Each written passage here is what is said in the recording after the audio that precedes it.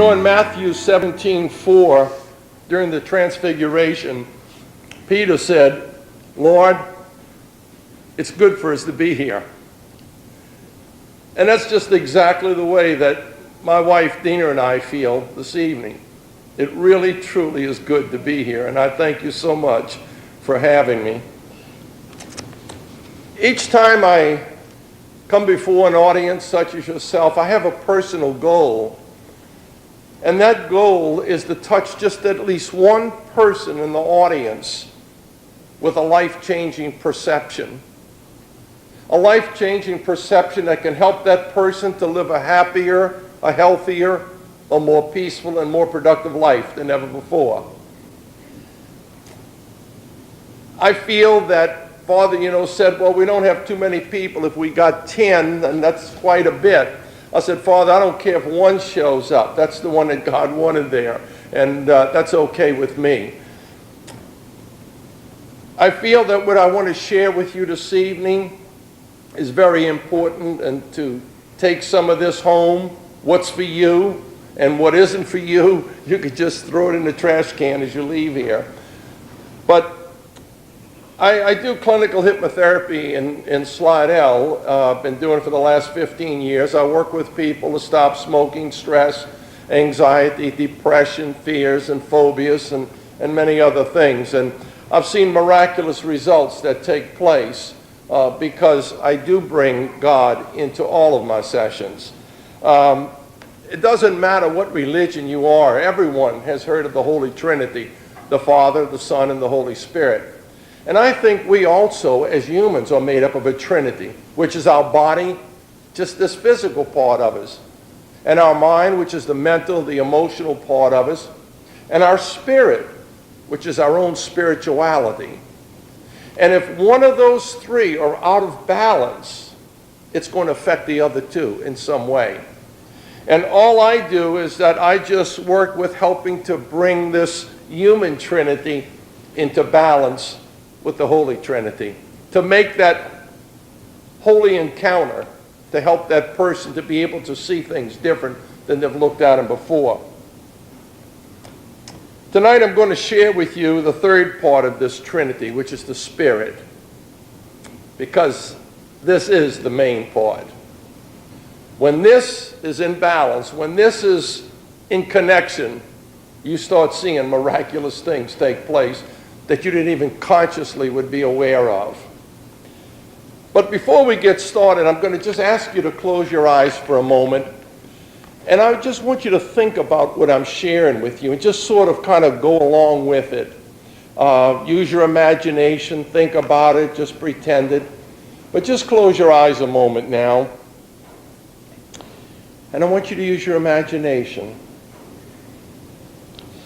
I want you to imagine a tower, tall, with thick stone walls. And at the top of this tower is a prison cell. It's dark within the cell. And the only light coming in is from a small window covered with iron bars. Imprisoned in this cell is a child with shackles on its legs and both arms. The child can climb to the window and see out, but the bars and the chains restrict them from going any further. The child looks out of the window with longing eyes and longing heart. For there before him or her is a green valley that seems to go on forever, and the blue sky is boundless. The child longs to be free, to soar high above the green fields, weightless and unburdened and free. The child knows that something else exists beyond the horizon. but he can't go any further because he's bound. And the child's name is Spirit. Is your spirit in bondage?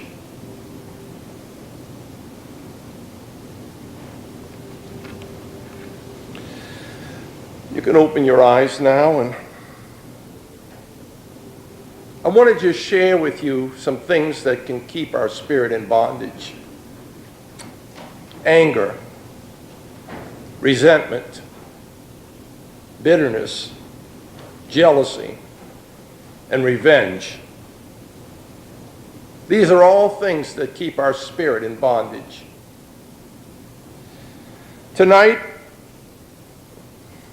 I'm going to give you a key.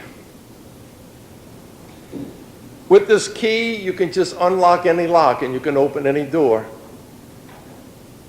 This key will unlock the chains that bind. It's a key to meaning in a world that just seems to make no sense anymore.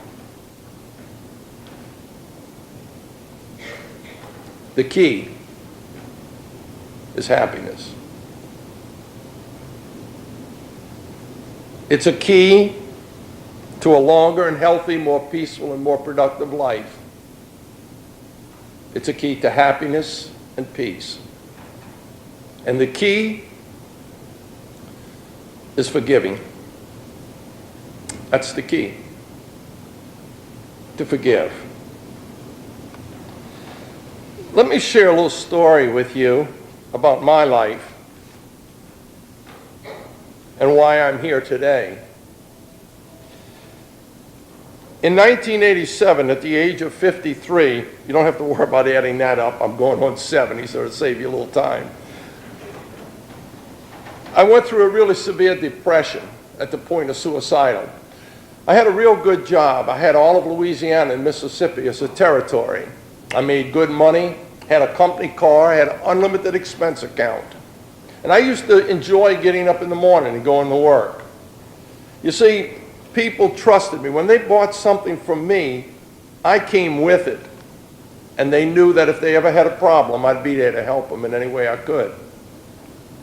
And so instead of going to work in the morning, it was almost like getting up and going to visit new friends. And then it seemed like my world started falling apart. The company started cutting back. They gave the northern part of Mississippi to a young boy who just got out of college. Took that part of my territory away, which decreased some of my income. And then they took the lower part of the upper part, the northern part of Louisiana away from me and gave it to a boy up there, a young fella, paid him less money and took more out of my commission. Then they took all of the lower part of Mississippi and the Gulf Coast away from me and give it to someone else. And then they did the same thing with the lower part of Louisiana until I was just back in New Orleans knocking on doors again like I did 30 some odd years ago. And I resented that because I worked hard all those years. I put a lot of time and sweat and blood into that. And I was getting at the age where I felt like it's not going to be long and I'll be able to retire and the wife and I can take some trips and do the things that we've always wanted to go do. The children are grown. But all of this was kind of being taken away from me, and I really built up a lot of resentment about that. And then that resentment, without even being conscious aware of it, that resentment turned into anger and bitterness. Somebody pull out in front of me in a car, man, I'd want to ram them because I'm like, you had no right to do that to me. In fact, I was even thinking about buying an old truck, and welding a railroad bumper on it so when they pulled out in front of me, I could let them have it. I'd be in a right, but I'd show them a lesson. And that's the anger and the resentment and the bitterness and all that was going on in my heart. And the strange thing about it is I didn't realize what was happening. And as time went on there, it got even worse. Had an argument with my neighbor, and it's just one thing on top of the other. It kept snowballing. And I became such an angry, hateful person. I couldn't stand it myself. One day I went and called on a customer in the morning. I began to cry, and I didn't know why I was crying, so I left the customer's place before I even got out the car, and I went to Shoney's and I got a cup of coffee and went into the dressing room and washed my face and got my composure together and drove back over there. And as soon as I got out there again, I stopped the car and I started crying again. So I just decided to come home. And the whole way home I was crying pitifully because it was like I knew what I was doing, but like I had no control over it. I was even looking out the window to see if anybody was looking at me because I was crying like a child that lost a parent or something. And I couldn't stop it. And I got home, and my wife, Dina, she said, "What's wrong with you?" And I said, "I don't know." I said, "I just feel so depressed, and I just feel so stressed out." And she said, "Well, why don't you go to bed and rest?" She said, "You just need some rest. You've been, doing a lot of things." And she said, "Just go ahead and lay down a while and get you some rest," which I did. But from there on, it went downhill. I spent 3 weeks in that bedroom. I couldn't go to work. I had the blinds closed. I didn't want no light coming in. I didn't want anybody coming to see me. That's the last thing, because some people would come and say, "Louis, gee whiz, you shouldn't feel that way, You got a beautiful wife and a nice home and a nice job and nice..." I knew all that. That even made me feel worse because I knew they didn't understand me. And I didn't think anybody understood or knew how I felt. And then after about 3 weeks in the bed there, my wife came in one evening and she said, "Honey, why don't you come on out in the kitchen?" She said, "I'll fix something for you to eat. Let's just sit down and talk." And I told her, I said, "Dina, just get out of here and let me alone, will you?" She went outside and closed the door, and I heard her crying pitifully in the hallway. And I went out in the hallway with a lot of anger. It was like, "Why are you crying? I'm the one that's hurting. Just why are you crying?" And she said, she says, "I love you so much, but I just don't know what to do for you." I knew something was wrong with me, but I didn't know what it was. So I told her, I said, "I need some help." So we went and checked in to the psychiatric hospital at North Shore. And I spent like about 3 weeks in that place. As I was in there, they wouldn't let me alone because even if I went out in the courtyard, somebody had to be out there with me. I didn't try to commit suicide, but I was sure thinking of different ways to do it. I couldn't do it in the house because I knew she'd had to live there, and I couldn't leave all of that there. And I was thinking maybe getting on the interstate and crossing the twin span and step down on the gas pedal and hit the embankment. I even said a lot of times, I'm going to count from 1 to 3, and when I reach the number 3, I'm going to pull the steering wheel and hit the embankment. If the impact doesn't kill me, I know I'll go over into the water and I'll drown. They'll think it was an accident, and so she'll get, the insurance money and all. It was only through the grace of God I didn't do it. But anyway, I spent like three weeks or so in the hospital, and one day I got a pass, a 2-hour pass. And she came up to the hospital to get me, and she said, "Why don't we go home?" She said, "I got something fixed, and we can sit down and talk." I said, "No, I don't want to go in that home." I knew as soon as I turned that corner and I'd see that neighbor's house, all of this would come back again, this furious anger, that I had with this guy. He had no right to do these things to me.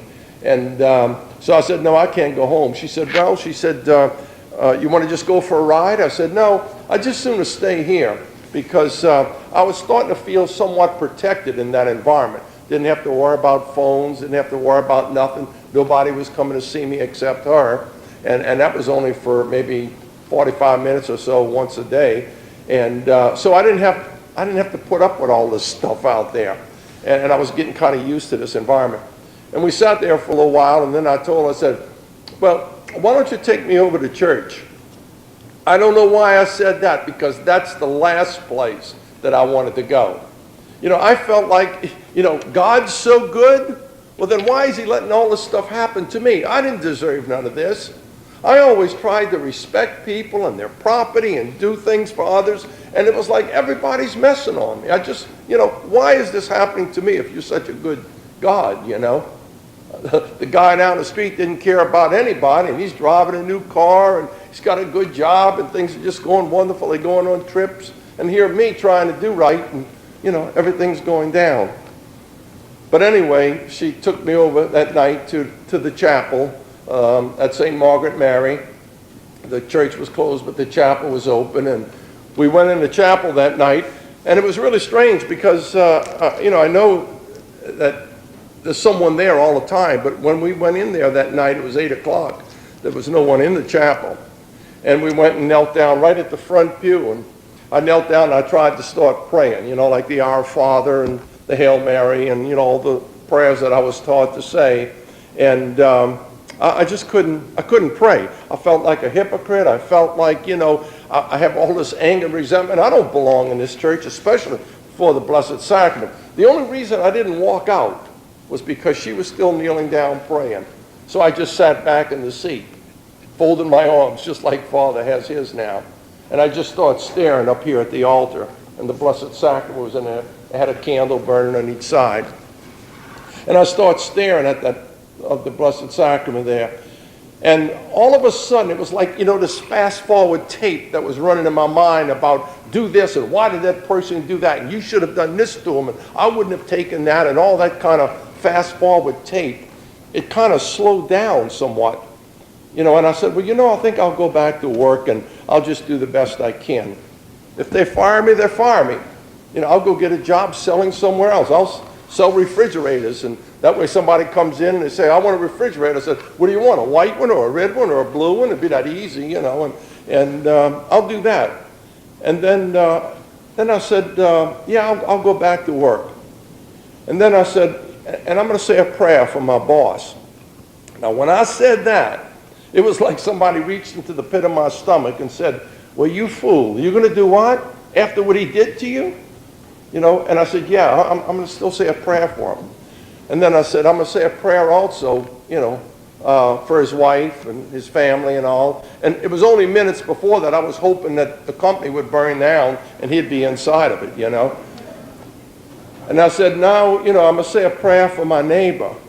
And again, I mean, literally, this physical gnawing in my stomach, like somebody twisting my intestines, You're going to do what after what that guy said to you, I said, no, I'm going to still say a prayer for him. Moments ago, I was hoping him and his wife would get in an automobile accident, and I wouldn't have to deal with those people anymore. But I said, no, I'm going to still say a prayer for him.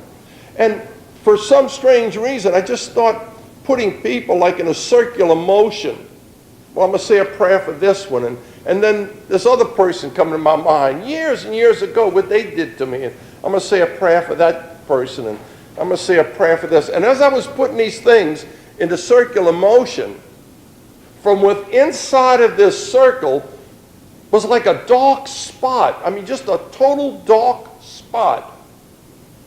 And out of that dark spot came a thought. It just came right, I could almost see it coming out of there. And it came right into my mind. And it said,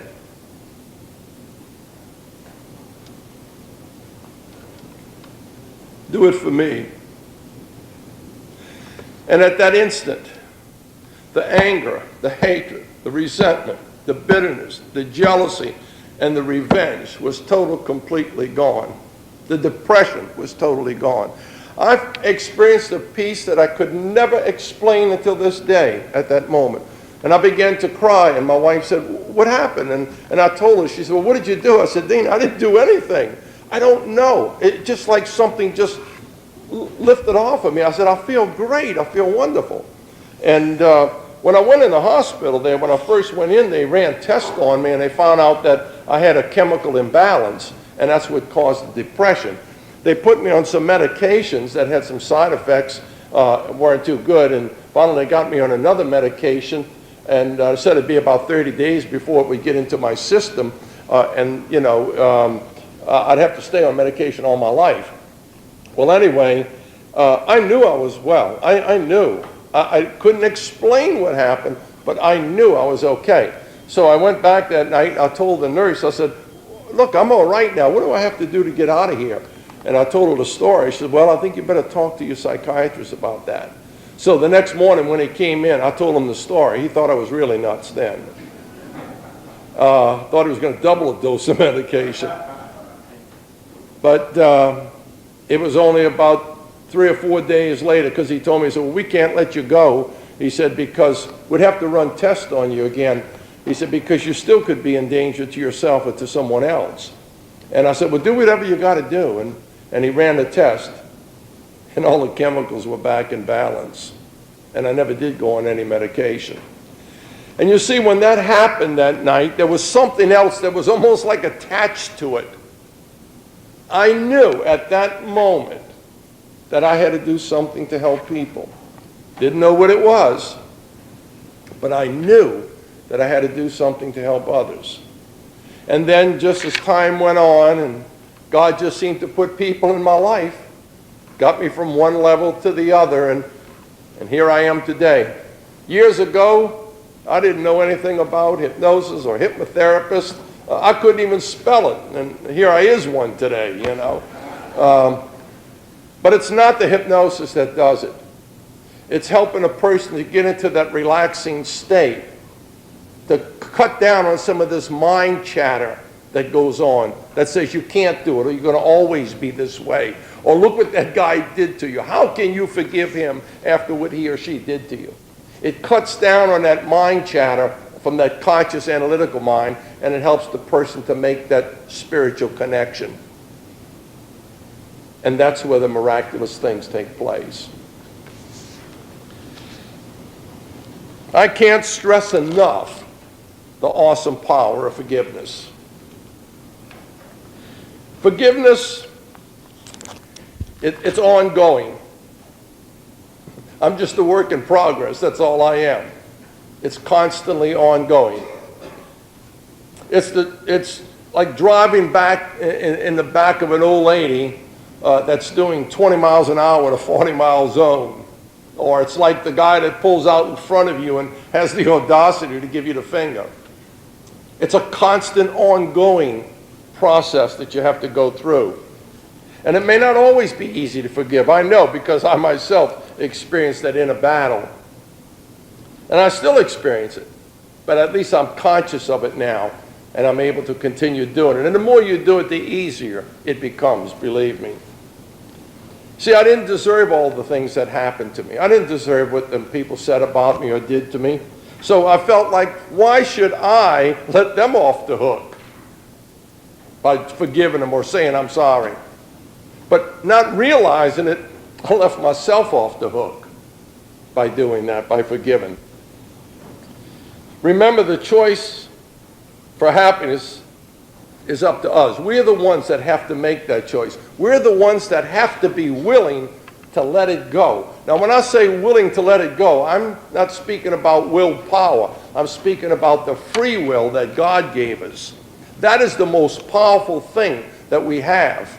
It is so powerful, God himself will not interfere with that. So you could pray all you want and say, God, please take this away from me.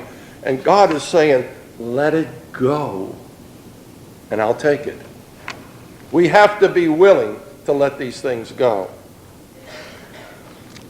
In Matthew 26:39, Jesus said, Father, if it's possible to let this cup pass from me, please let it be so. In other words, there was this inner battle that was going on with him too at that moment. And a little while later, he prayed again, and he said, Father, if it is not possible that this cup pass without me drinking it, then your will be done. He turned it all over at that moment to God the Father, and he let it go. He ended that battle right then and there. And it's hard for us to comprehend forgiveness, because forgiveness, you say, well, maybe I could forgive that person what they did. I mean, after all, it was only one time. So forgiving a person sometime, one time, that's not too hard. Anybody can forgive someone one time. But, when the pain and hurt continues and we begin to say, well, how long do I have to put up with this? I mean, this guy did that or she did that over and over to me. How long do I have to tolerate this? And sure, then anger and resentment comes in there if you don't watch it. In Matthew 21:22, Peter approaches Jesus. I like this part of Scripture, and because I could pretty much relate to Peter. And he asked Peter, Peter asked him, he said, Lord, if my brother sins against me, how often should I forgive him? As many as 7 times? See, Peter wanted the number. 7 times, I could probably handle that. But Jesus says, no, 70 times 7. That probably blew Peter's mind. 70 times 7. You can almost see him, oh, I don't know if I can do that. It's hard to forgive, but it's the only thing that we can do. The only single thing we can do to set our spirit free. And it's really hard for any other type of healing to take place if there's anger or resentment or bitterness or revenge that's in your heart. But once you're able to let it go and be able to forgive, and you don't have to go knock on a person's door that offended you and say, look, I'm really sorry, and get down on your hands and knees. No, you just need to do it here and here. And then you'll see miraculous things start happening. And we must remember that forgiveness is not a feeling. That's where we get mixed up sometimes. Well, maybe if I'm feeling a little better, I'll be able to do that. You're never going to feel better. Forgiveness is not a feeling. Forgiveness is an act of your will. And then the good feelings will come later because they're just nothing other than byproducts of the act of your will. It's a choice. It's your choice. You see, I realize now that night in the chapel before the Blessed Sacrament when I was healed, I realize now that I was forgiving people in my own crude way, but that's what was happening. I was able to forgive them through the grace of God. Even though I still had all of this, and it's not in my stomach, and you fool, you're going to do that, I was still somewhere on another level willing to let it go. I suffered enough. I didn't want that anymore. I was ready to let it go. And that's when I allowed God to come in and take it. You have to let it go.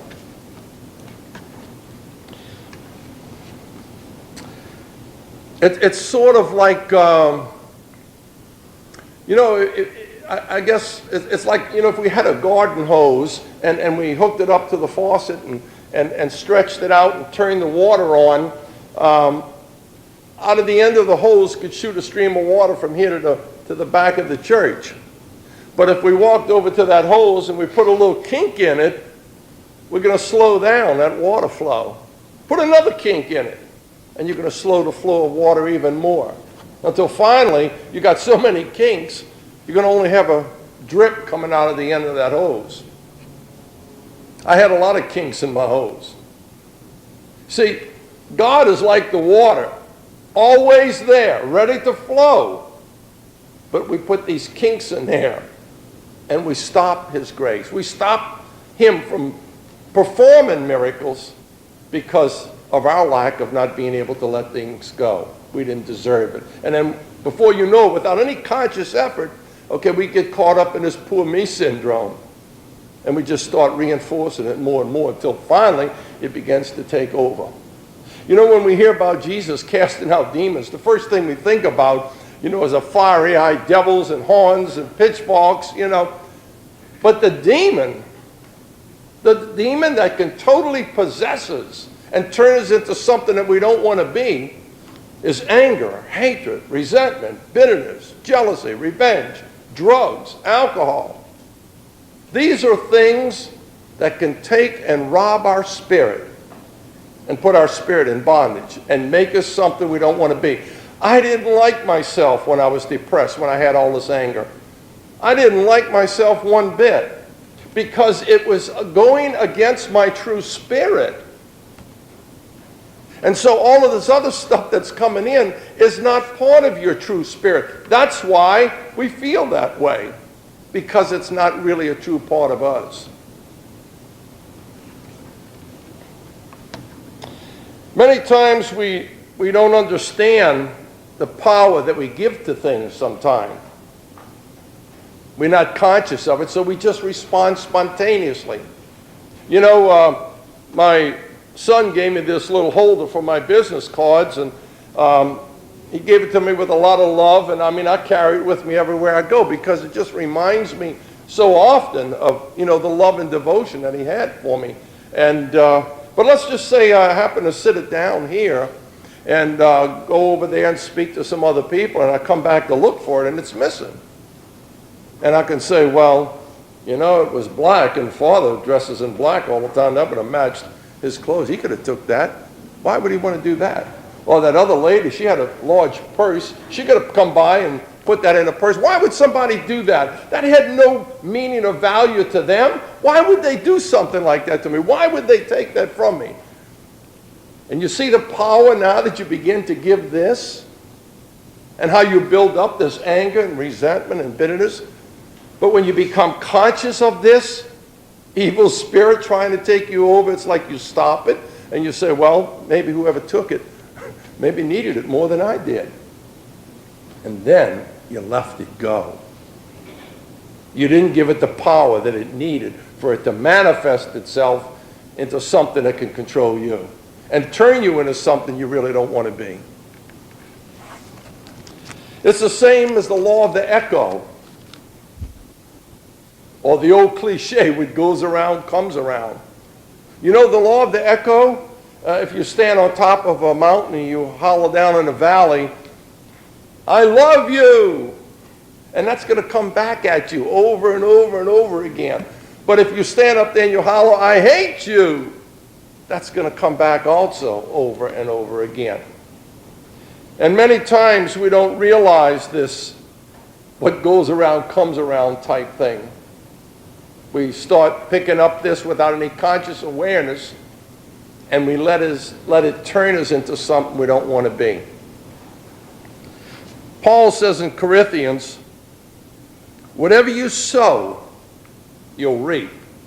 Now, remember this. Whatever you sow, that's like, what seeds are you planting up here in this rich, fertile soil that has the power to manifest it? I was planting seeds of resentment, anger, bitterness, jealousy, revenge, hatefulness. That's the seeds that I was planting. That's like if you plant a seed of corn. You can't expect a cucumber to come up. So when you're planting these seeds of all this resentment and anger, this is the same thing that you're going to start manifesting into a reality. It's almost like a self-fulfilling prophecy. Another part of Scripture says, as a man thinketh, so he shall be. Listen to that. As you think, what are your thoughts about? Or they're what this neighbor did to you, or what that person did to you? Because if that's what it is, that's what you're going to be, an angry, hateful, mean person. Not realizing the power that you're giving it. But I think the light of the tunnel, I think it's written in Romans, it says you can be transformed by the renewal of your mind. Now what that means is you can renew your mind with more pleasant thoughts, thoughts of forgiveness and letting it go. And like I said, you may still have this battle going on. You may still have this physical feeling, because forgiveness is not a feeling. But once you've made that conscious choice to do it, then you'll start seeing the results come forth. We have a choice. Do you want to be bitter, or do you want to get better? Sometime you may want to ask yourself a question. Do you want to be right, or do you want to be happy? And make a conscious choice what you want to be. There was an ex-prisoner of war who asked another, have you forgiven your captives yet? And the second one replied, no, never. I could never do that. And the other turned around and he said, well, then it seems like they still have you in prison, don't they? And it's true. We keep playing these things in our mind over and over again, and we make ourselves prisoners. We take this child that is within us that wants to love and wants to forgive, but we grow up, we become adults, and then I can't do that, and they had no right to do that, and we put that child in bondage. We put shackles on its arms and its hands, and it just stays there until we're ready to let it go, to break those shackles and those chains. And forgiveness will do that. Anger, resentment, bitterness, jealousy, revenge will keep you in prison. You see, If hatred ever finds a place in your heart, you're going to perceive a fearful world. But if you find love and forgiveness in your heart, you're going to look out on a world that is just full of mercy and full of love. It's the way you perceive it to be. You have that choice. So many times the child within us wants to forgive, but the adult that we've grown into fights and holds on to it. It says, I don't deserve that. And who do they think they are? They had no right to do that. It's not fair at all to me. The adult says, it's not right. And I'm not going to let him get by with it. I'm not going to let him off the hook. I'm going to show him.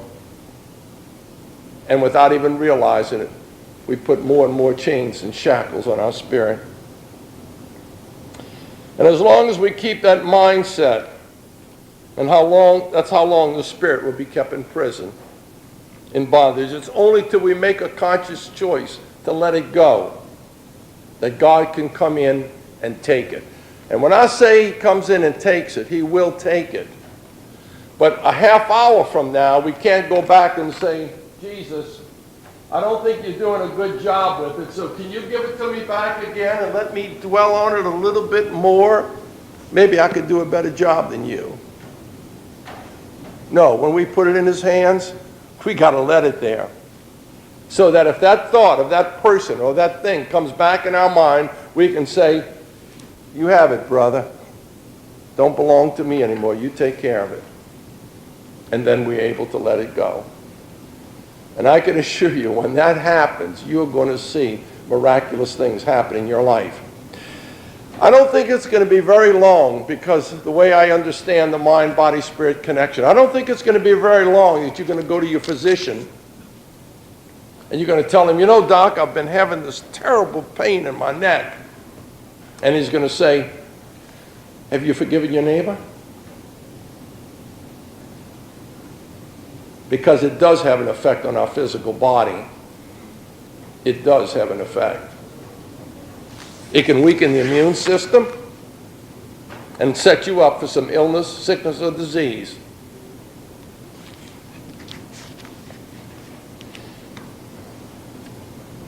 God wants to take it from us, but we have to be willing to let it go. And I use hypnosis to help people to get into that quiet place, because in Psalms 46:10 it says, and I love this, be still and know that I am God. And you know what our problem is? We don't know how to be still. We have all this mind chatter going on that we can't just for a few moments be still and listen. Instead of asking God, God, please help me with this and give me that, maybe sometime we should just be still and listen what God has to say to us. And it may be surprising and healing, the information that you receive. And that's all I do. I just bring the person in that quiet place and let Jesus speak to them in whatever way they need it. Everybody that comes in my office, I place my hand over their forehead, and I pray in silence. I don't tell them what I'm doing. I'll just tell them I'm going to place my hand over the forehead and help them to relax. And that's when I say in silence, Jesus, I know this person come here to quit smoking, and I ask you to take the cigarettes out of their life. But I also ask you to touch them in another way, a way that they need healing the most. And people will call me up and tell me some of the things they've gotten from the session that, if I didn't see it every day, it would be hard for me to believe. I say, I understand now how Thomas must have felt when he said, if I can just put my finger there in his hand and my hand in his side, then I'll believe. And I've seen these things happen. I've seen them with my own eyes. It's not something I just read out of a book or somebody else told me about it. I've seen these things happen with my own eyes. So when I speak, I can speak with authority because I've seen it happen. I see Jesus healing today the same way as he did 2,000 years ago, when we're ready to be willing to let these things go. Father was talking about the geode a little earlier, that I gave him. And I tell people about this because it's a good example for them to see. The inside of the geode is just beautiful. And the unique thing about a geode, they're all different. They're different colors, they're different shapes, it's just gorgeous. And we are too. We are different, unique, one of a kind. And I think probably one of the most profound statements that I could ever attribute to Jesus in the whole New Testament is the kingdom of God is within you. Now think about that for a moment. The kingdom of God is within you. That means you are beautiful. That means you're not alone. That means you have all the power and the wisdom that you need to accomplish any goal that you set for yourself. That means you have within you the power to forgive, to let it go. But you have to be willing to do that. That's the power that God gave each and every one of us, the power of our free will. The healing grace of God can come to a quiet mind. And that's why in meditation is so important. And that's why I developed some of the meditation tapes on Bible scriptures like Calming of a Storm and The Rich Man and Blessing of the Children and The Passion. It's just to help a person to be still, for me to just guide them back into Scripture and put them there so they can hear the truth. And the truth will set you free. You know, a few years ago, my wife and I went up to Hilton Head, South Carolina. They had a convention up there. They had physicians, they had scientists, they had psychologists and psychiatrists, they had research teams up there, and it was 7 intense days. And one of the talks, I was trying to decide where to go, and so I said, well, this one sounds good, and I went into that one, and after I sat in there about 10 minutes, I said, no, this isn't for me. So I left it. I just went into another room. They had about 200 people in there. And this physician and his team, his research team, was doing research with the thymus gland. Now, the thymus gland is located like right about here. That's the kind of where I felt that nodding, that twisting going on. It's located here. And what happens, B cells and T cells that fight off cancer are developed in our bone marrow. And then it transports itself through the bloodstream, and it comes to the thymus gland. The thymus gland is sort of like a hangout. And then the thymus gland sends the B cells and T cells out to the lymph nodes. They found out that the thymus gland resonates. It really starts putting out with truth. And it kind of makes you think, what do you mean, truth? Truth. You know, like, oh my God, I understand that now. Oh, you know, that light comes on? You've all had that experience before, haven't you? Truth. And after they were finished speaking, he asked if there were any questions. And I was sitting up in the front, and I raised my hand, so he invited me up on the stage. I said, well, I don't have any questions, but I said, I do have a comment. Over 2,000 years ago, a guy by the name of Jesus once said, the truth will set you free. Think he was talking about the thymus gland too? I'm sure he was. He understood how our body functioned. The truth will set you free. Now, sometime you may not want to go with the truth. You might want to stay where you are, and that's up to you. But the truth will set you free.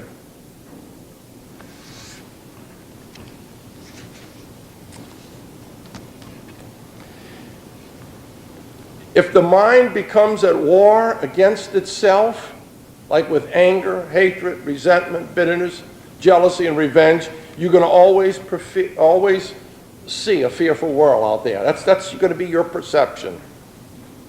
Because the mind is always at war then against itself. That inner battle is going on. Like, you're going to do what? You're going to forgive him after what he said to you? That's that inner battle. But once you make the conscious choice to forgive and to let it go, then you'll start seeing the results. In my book, A Journey to Inner Healing, I go into much more detail about this and about the healing process that God established here and the effect that the mind has and the spirit has on the body, that connection. Sometimes it's easy to forgive others. It's pretty easy, but sometimes it's pretty hard for us to forgive ourselves. We keep beating ourselves up, and without we even becoming consciously aware of it, we become our own worst enemy. And we constantly beat ourselves up to the point where we hate ourselves, we feel inadequate, insecure, we feel like, how can God have any place for me? But he does, because he is the forgiving God. He paid the price already. We don't have to pay it. He paid it already. All we got to be willing is to just forgive and to let these things go. In Matthew 22, 35, 40, a man came up to Jesus and he said, "Master, what is the most important commandment we should obey?" And Jesus said, "Love your God with all your heart, mind, body, and soul." And the second most important, you could almost see the guy throw his hands up in the air and say, "No, I only want to know the first. I only want to know the most important." But in the same breath, Jesus said, as equally as important is to love your neighbor as yourself. Now, I can assure you one thing. If you loved your neighbor like you love yourself, your neighbor's going to be in some bad shape.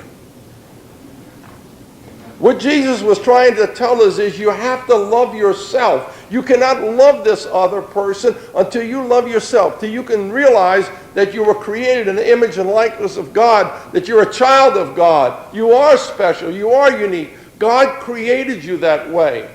Doesn't matter what happened in the past. That's your heritage. You had no control over that. But you do have control over the way your heritage affects you today. You do have control over that.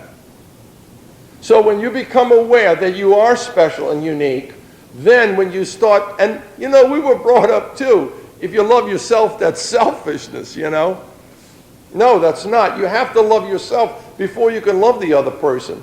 You have to be able to forgive yourself before you can forgive that person. You have to take a little time for you before you can go give some time to someone else or a stranger. And if you want to give money to the poor, you can't be flat broke. You got to have some change in here. He was telling us you got to have it first before you can give it. And when you're able to forgive, then you begin to see yourself in a completely different light. You begin to like what you see. You feel better about yourself. Your self-confidence goes out of sight. And then you're able to pass that on to others.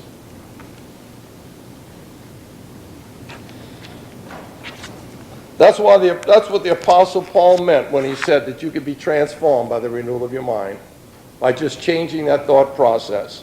Transform means to change. Change is a metamorphosis. Metamorphosis is a Greek word meaning transform. Metamorphosis is actually a miracle.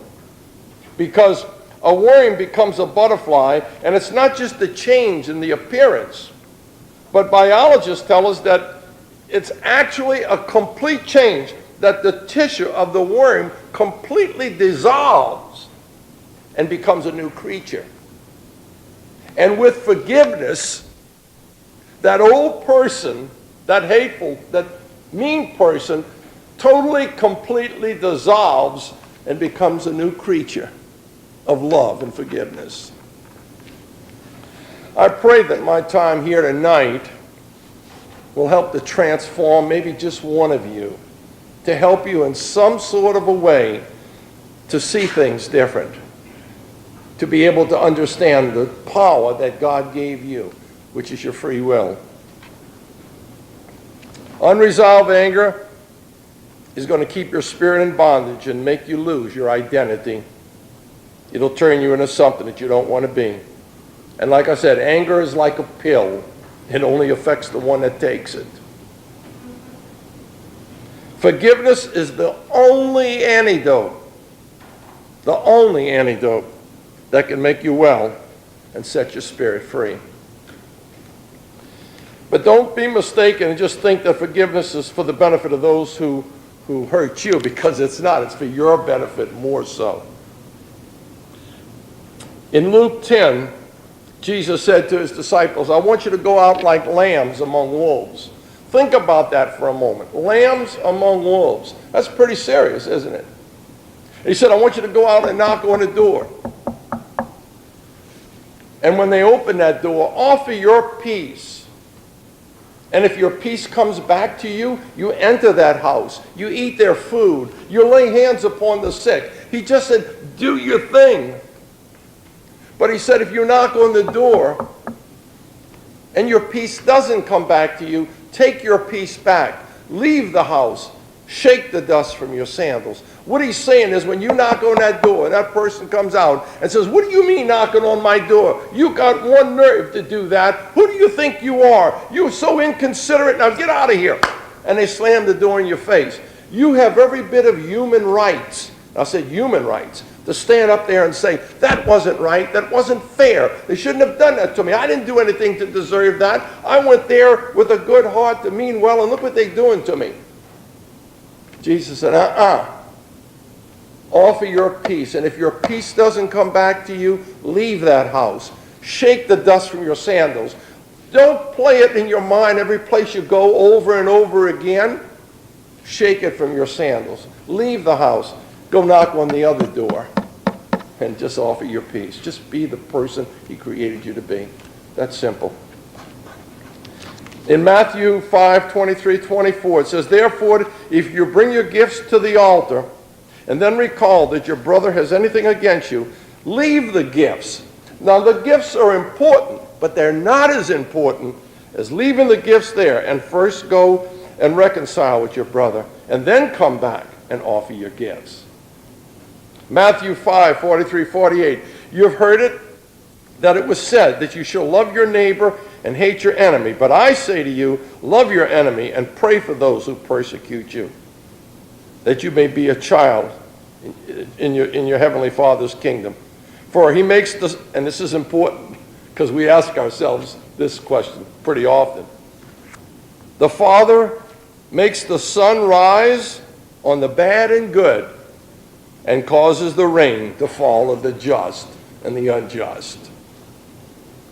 For if you love those who love you, what compensation do you have there? Do not even the tax collectors do the same? And he said, if you greet your brothers only, then what's so unusual about that? Don't the pagans do the same thing? Matthew 7, Jesus says, he tells us that the golden rule is to do unto others as you would have them do unto you. But I think that golden rule has just been changed over the years to the lead rule. Get them suckers before they get you. And we get caught up in that kind of mindset, and that's the exact way we respond. I want to share with you a little story about the awesome power of forgiveness. I worked with a client several years ago that had a lot of unresolved anger for many, many years. And I worked with him, and it was really unusual that it took this many sessions. We were on like about 7 or 8 sessions, and he still had this anger. It was like he couldn't hardly get rid of it. And one day his wife called me up, and she said they took him to the hospital. He had a heart attack, and he'd like to see you. I said, well, there's no way I can make it this evening. I already had an engagement. I said, but I will go up there tomorrow evening. So the next evening I went up there, and he was laying in the bed, and I looked at him, I said, man, I thought you were supposed to be sick. You look great, you know. And he said, no, I'm feeling much better now. And we got to talking a little bit, and we got back on this forgiveness thing. And we started talking to it pretty much into detail, to depth. His wife was sitting over in the chair over here reading a newspaper. And after about an hour of him and I talking, you know, he said, Lloyd, he said, I just feel so much better, you know, since you came here. And I said, well, good. I said, I'm glad. You know, I remember it was a cold evening. I had my jacket on the chair. And when I walked back to get my jacket, I turned around, and he was getting out of bed. I said, hey, where are you going? He said, his wife said, oh, it's okay. The doctor said he can get up to use the bathroom. So he got up, and he kind of pulled these pajamas up like that, you know, and when he did, I said, well, I'm going to go, and I walked over to him and I put my arms around him and I said, I love you, Jim. And he just limped through my arms and hit the floor.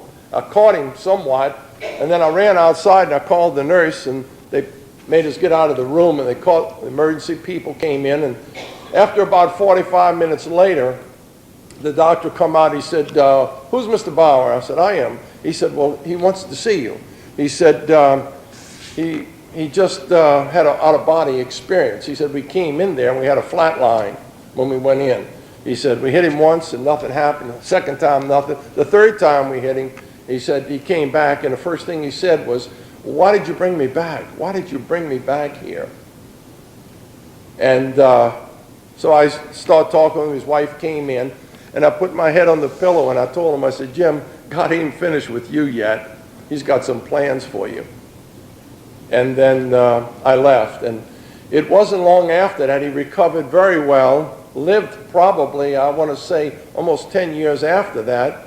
He became an ordained minister, and he used to go out making groceries for people that were homebound. So I could say, I saw the dead rise through forgiveness. Because he was at that point then in his life where he was ready to let it go. And timing is important. Timing is so important. There's an old saying that when the student's ready, the teacher will appear. And so many times it's not in our time, it's in God's time. Forgiveness is power. And let me just ask you one little question while we're all here this evening. What if today, just what if today would be the last day of your life? And you knew it. Do you think you'd be willing to forgive? To let it all go? Let me ask you a few other questions. Do you want happiness? Do you want peace of mind? Do you want a healthy body? Do you want a certainty of purpose? Do you want a sense of worth and beauty that'll just completely transcend this world? Do you want a protective shield against the negativity of this world? Do you want a quietness that cannot be disturbed? Do you want a gentleness that can never be hurt? Do you want a deep, abiding comfort and peace of mind? And do you want your spirit to be free? All of this, forgiveness will offer you. There's an old saying that if you begin to knit, God will furnish the yarn. And in many cases, it may seem hard to forgive, but if you make that decision, God will do the rest. You don't have to be concerned about that. In Exodus 3, 4, and 5, it says, when God saw Moses, he called out to Moses from the burning bush, and he said, Moses, Moses. And Moses answered, here I am. And God said, come no nearer, for the place where you stand is holy ground. And when your heart truly forgives, you're on holy ground. There's an old saying that the holiest place on earth is where an ancient hatred has become a present love.